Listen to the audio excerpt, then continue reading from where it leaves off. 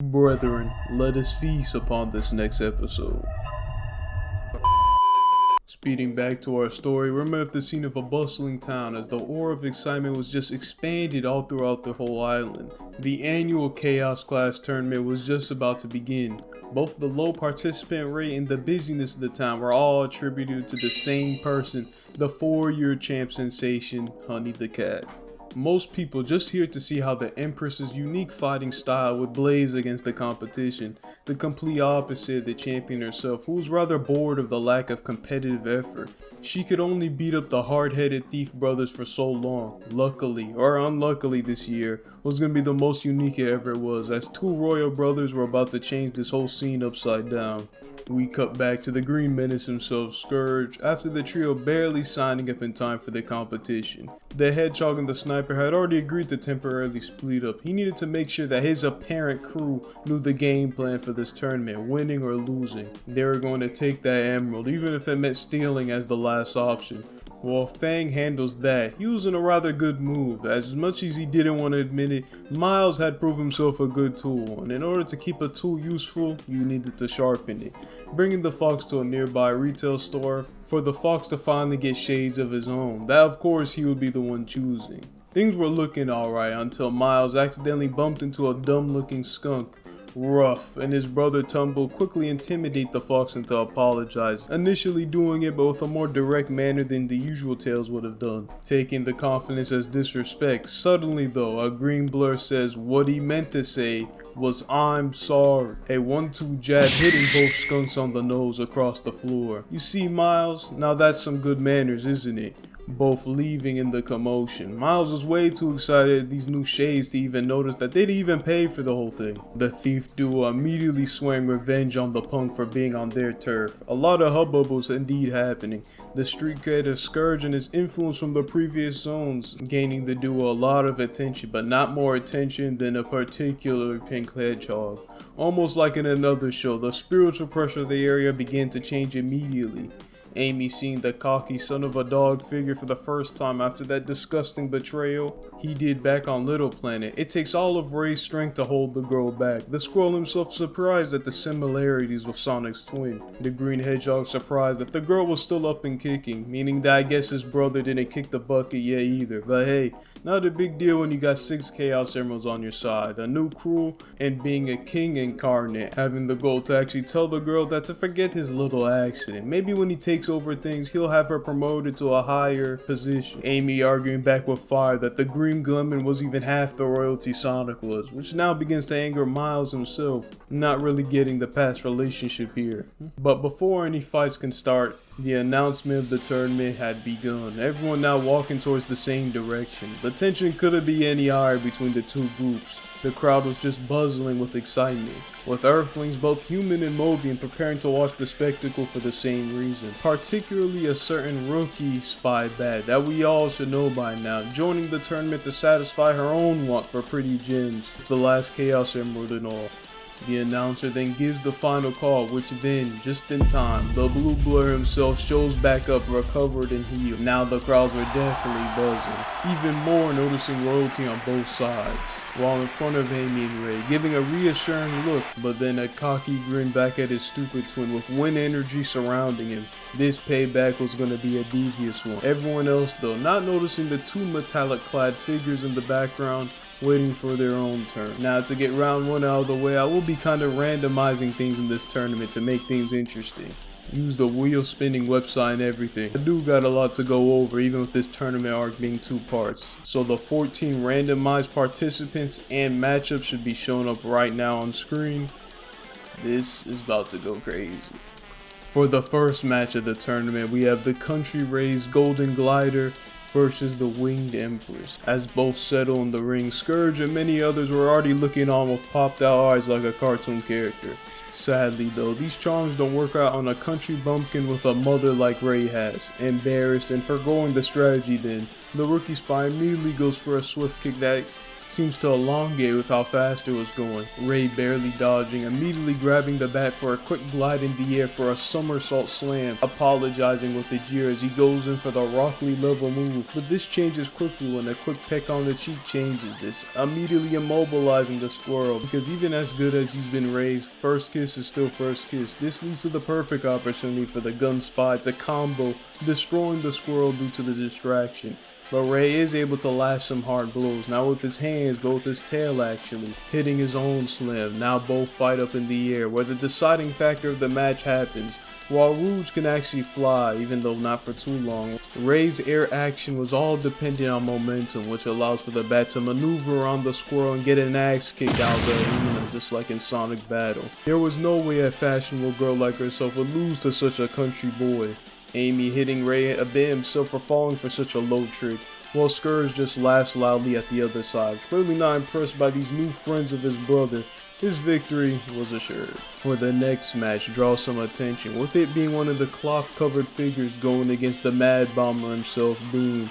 Being the literal cookie crasher himself, cartoonishly 3 bombs suddenly appear out of the Duck's hand, as he throws them, ready to destroy the whole arena like a terrorist if he needed to. A blue metallic sheen is shown for a second though, as he just turns his back in an aura-farming way, almost strangely looking at Sonic for some reason before blasting in deafening speeds towards the Duck, slamming his fist hard into his chest to prove a point, to prove his existence. Being mostly known for his pranks and crazy tactics, doesn't have the defenses for this, and is properly beaten into submission continuously, which only stops after Sonic threatens to stop whoever this roid individual is himself, finally stopping the contestant before walking away. Bark or even Fang had some hesitation to check up on their old partner, but Scourge just walks over disappointed.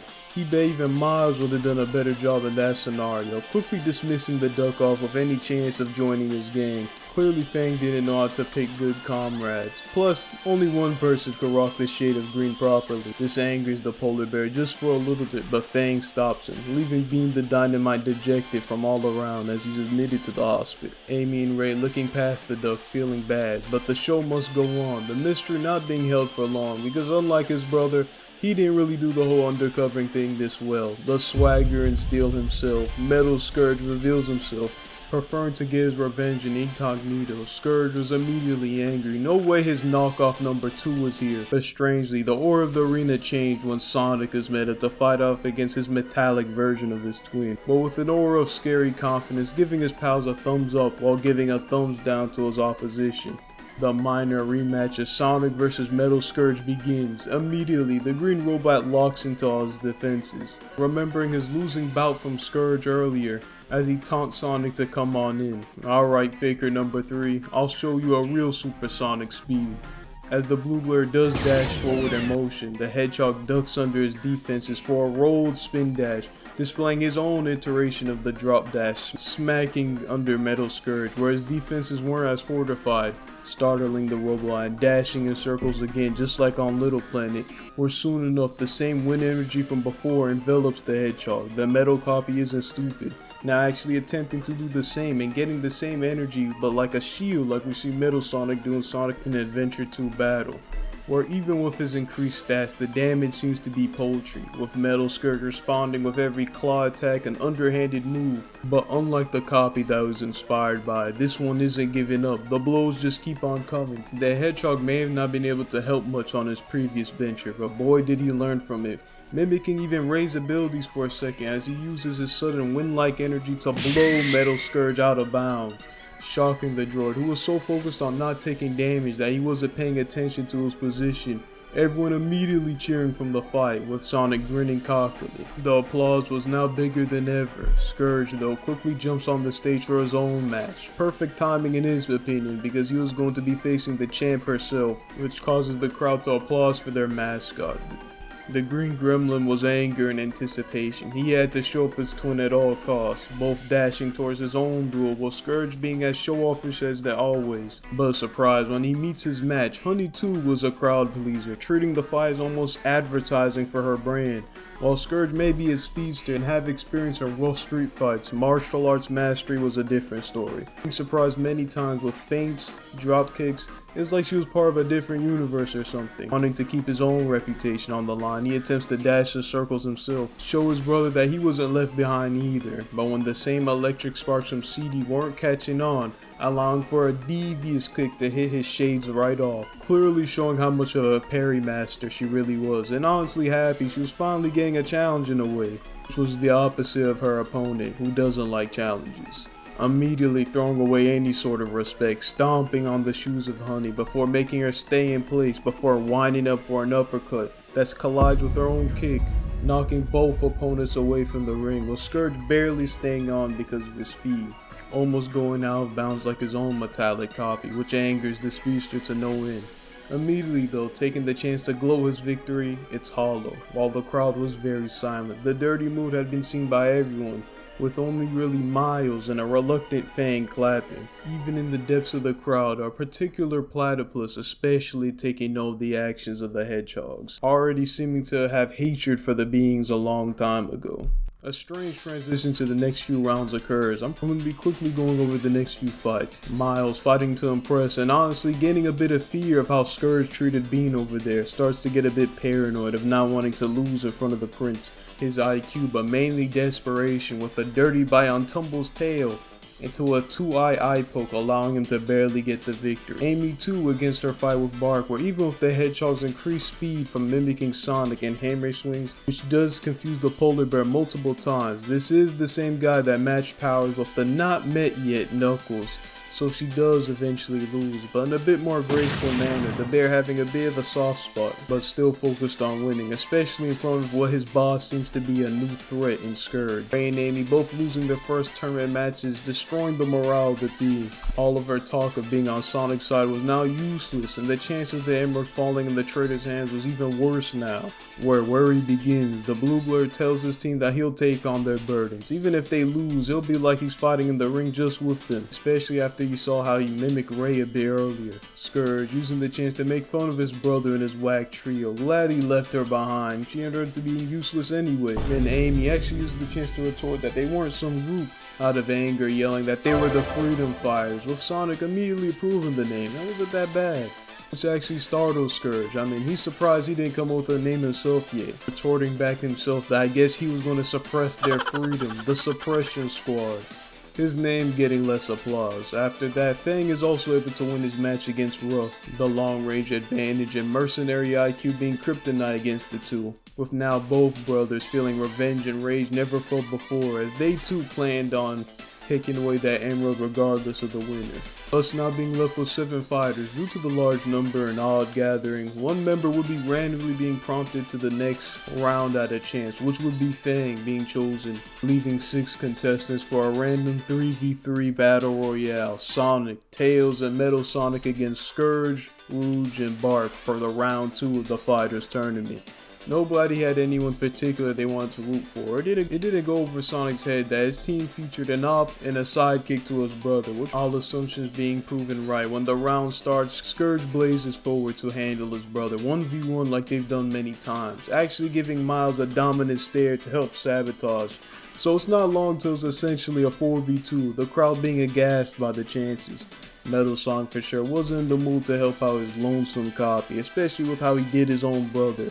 Both Machine and Flesh did recognize the biggest threat though, so when Scourge looks up to see 2 axe kicks ringing his bell, Miles is worried, attempts to jump in, but then barked by the green one to stay back. The 2 Blue Blurs definitely liking the chance to teach the guy a lesson, even as Metal has to fight his own urge to just crash out on everybody here. This though is where Rouge makes her own move with a 360 spin coming towards the robot direction, which is then guarded, but then Bark pulls up behind with a menacing strength for a clean punch that actually cracks Metal a little bit. This though allows the opportunity for the Green Menace to go for a mean kick to his booster system, gladly taking the opportunity to destroy the bots again. Both speedsters actually going blow for blow, and when Scourge yells at Miles and why he hasn't been doing anything now, the emeralds in his possession was starting to shake. Even the one in the tournament arena was starting to levitate, yelling, "You can't stop me," blasting everyone off the arena, feeling sparks of purple surround him as he turns around slowly to find one last opponent. his brother. Strangely again though, he's met with Sonic with wind energy wrapping himself intensely, showing sparks of yellow of his own. With a rare look of seriousness, he just whispers a new move, something that shows that his statements of pressing his brother were more than just a bluff. Flicking his fingers with chaos energy, just like he's honored. Sonic win. Just like if the Hedgehog was doing it himself, a fantastical whirlwind of energy smacks across the arena that seems to be powered by the emeralds too. The shockwaves both clashing, but Sonic's clear mind control of his wind energy from earlier, leading to a strong clash of energy that blows Scourge out of the arena, with Sonic's wind making him, Miles, Metal, and Fang as the semi-finalists for what will be happening tomorrow. Amy and Ray cheer. Sonic is back better than ever as the crowd begins to chant his name, and for every name said, Scourge's temper just grows. While it was team-based, their twin rivalry finally had a tiebreaker. While Scourge may have always been able to dominate with his abilities, it seems that Sonic's protective nature, leading him to get into more dangerous scenarios for other people's sake, seems to have upped the fighting experience of the Blue Hedgehog now that Scourge was usually always ahead at. Saving face though, Miles was shocked and disappointed in himself, the green one feeling every desire to yell that he didn't do enough, but Fang quickly de-escalates the situation. It was still two of them on their side rather than his goody brothers. Plus, they still had an extra day to prepare, and he knew one good sabotager in Bean to give them the upper hand. While he handled that, he needed to be more worried about preparing the two-tailed kid for anything. Maybe they could use the twin softness against him if he was getting what he meant. Scourge starting to get the idea. Boy was he good at picking followers to not beat up on. Team Freedom Fighters were recovering as well. Amy nor Sonic didn't buy for a second his twin wouldn't do anything suspicious, especially after confirming the dirty tactics that Honey Girl dealt with, which the Pink Hedgehog and her were starting to have some pretty good friendly conversations with each other. The shadows though, according to Fang's plan, Bean, now desperate to get back with his friends and regain favor with this Scourge guy, shares his own sabotage against the Blue Blur for tomorrow's match. Even with strangely for the first time in a long time, his heart wasn't completely into it. Regardless, these semifinals definitely weren't going to go as planned. 7 Chaos Emeralds all ready for power and in the same area, as this is where I'll be leaving things for right now. Whew, took a long while, dog. This video was originally going to be the whole tournament. This one was probably going to be like 30 something minutes, but I asked you guys for your suggestion, and I honestly knew I was probably going to get a migraine if I was going to edit this video for that long. Sorry for the long wait. I am still on hiatus on my end, and I still got some commissions from Etheria to end up actually doing that with school and actually running a couple other channels. Your boy's been busy since I'm probably going to be only talking to you members for a long time now. Anyways, make sure y'all comment your predictions below. How's this tournament going to end with our final four? Who's going to win? Who's going to steal the Chaos Emerald? And what is Robotnik's Bumsub been doing on the background? That's all from me. Make sure you comment algorithm fuel and have a blessed rest of your day.